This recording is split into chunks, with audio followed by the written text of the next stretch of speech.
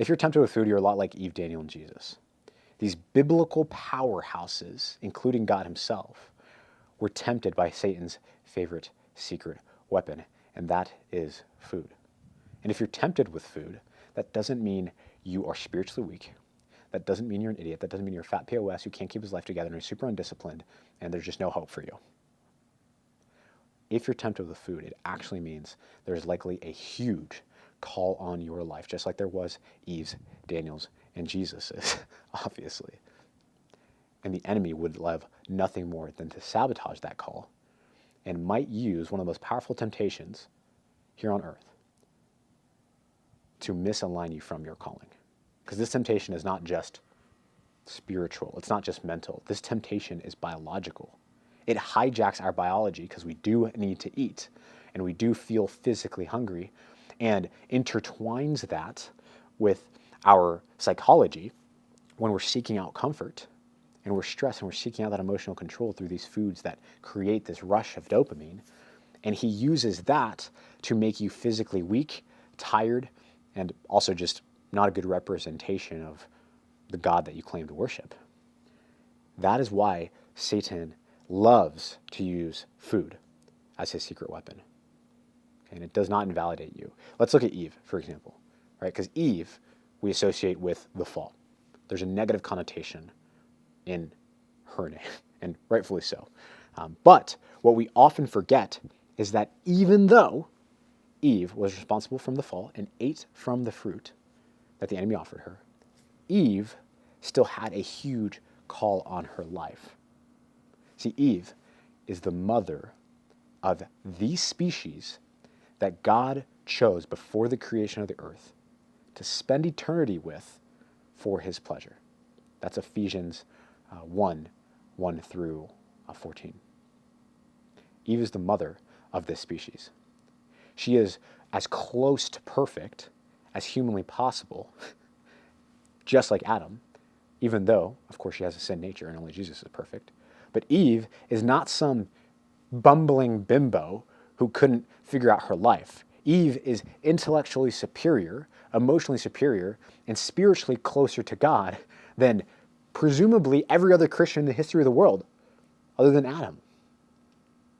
She had a huge call in her life, and even though she fell so miserably, God still redeemed her to be the mother of the species that he would spend eternity with. So, if you're tempted by food, even if you give into that food temptation, it doesn't mean you suck. It means there's likely a huge call in your life that the devil would like to remove you from. Let's look at Daniel, for example. Daniel, so many miracles in the book of Daniel that glorify God, like when he's thrown into the lion's den and comes out without a scratch.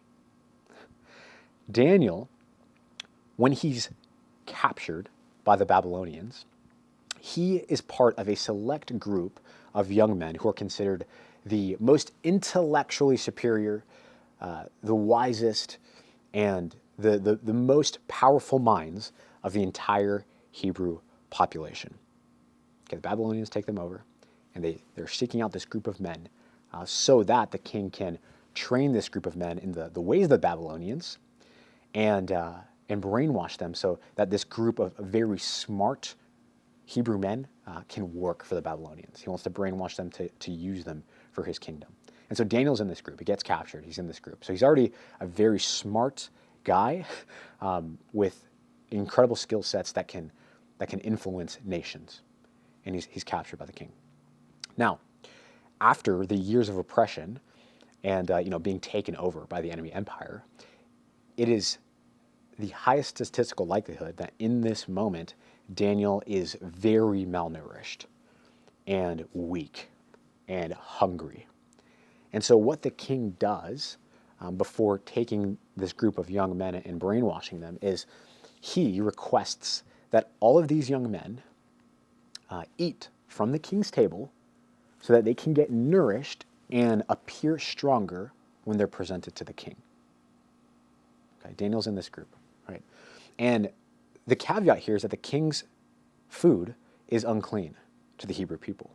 And so it would be disobedient to God if Daniel were to actually eat from the king's table to get himself, fattened up, nourished up, so that he can look stronger when he's presented to the king. Now, here are the stakes at hand. Okay, Daniel is not just dealing with, am I going to be obedient to God or am I not? Daniel is also dealing with his life being on the line, because presumably if he's presented to the king and the king doesn't approve, then Daniel would be killed. So he's dealing with his life being on the line. Daniel's also dealing with the future of his entire nation and culture and heritage. Because if Daniel's going to have any amounts of influence and any ability to do good for his people, then it's going to be by being in the king's group of wise men who can actually help make decisions. And so Daniel is facing these huge stakes, and all he has to do, presumably, to be successful is just disobey God just a little bit, just for a moment, and just eat the foods that God has asked him not to eat. That's all he has to do. But Daniel is committed to God. He is committed to obedience.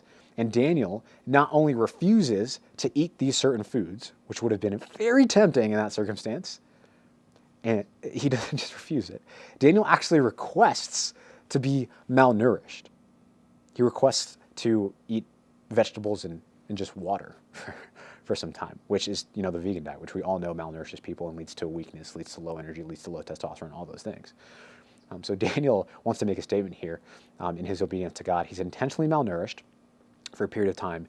And after this intentional period of malnourishment, Daniel shows up in front of the king, and he actually looks physically stronger than all the rest of the men. And it's not because of what he was eating. It's because of his obedience. It was because of his obedience to God. And so this is an incredible example of how, even when it makes no sense, even when everything in our body and mind and circumstance is telling us to eat certain things, if we choose obedience to God, then he takes care of us supernaturally. And so if you are tempted to eat certain things at certain times, then remember, you are in a very similar position to what Daniel was, and he was able to choose obedience, and you can too. Now, let's go to Jesus, because Jesus is God himself. And so presumably, he's going to give us the best example of how to overcome this food temptation. Jesus is tempted with food right before his ministry is about to get kicked off.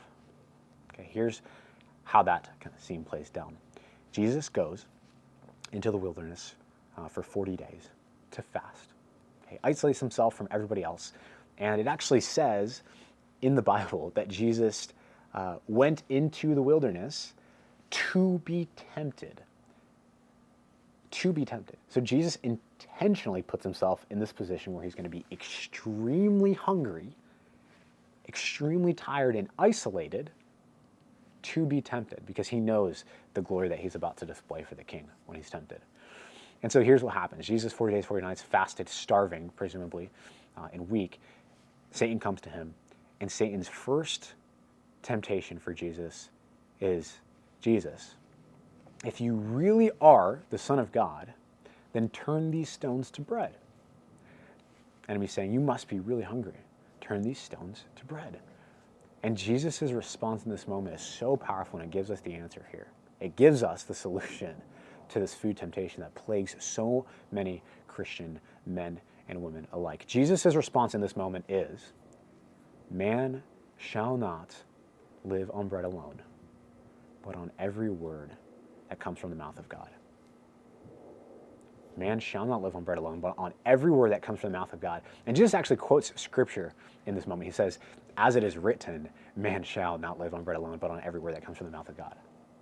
And so there's so much there, practically speaking, spiritually speaking, but the answer lies literally in what Jesus said. Because there are going to be moments for you where you are tempted with food. There is going to be the biological reality that you might be very hungry at times. There's going to be the psychological reality that you might be experiencing a ton of stress, and it is so easy in those moments to seek out food for comfort. But remember, just like Jesus responded, man shall not live on bread alone, but on every word that comes from the mouth of God. So maybe in those moments where you are tempted and the stakes are high, you're freaking hungry and you want to go grab seconds, or you're really stressed, you just had a fight with your wife and you want to go run into the kitchen and grab something out of the freezer. remember, maybe if you spoke the word over yourself in those moments, spoke God's truth into your life in those moments, you wouldn't fall to that temptation of food. This is Eve, Daniel, and Jesus alike. And so I hope this is encouraging to you, because the fitness industry in 2025, 2026 wants to tell you that if you're overweight, you suck, you're an idiot, you're indisciplined, and you're just a babbling, bumbling fool who can't keep his life together. But that's not true. If you are tempted with food, the enemy is coming at you with all he has. He is coming at you with his Hail Mary. And that means that there's likely a huge call in your life. That's it. See you in the next one.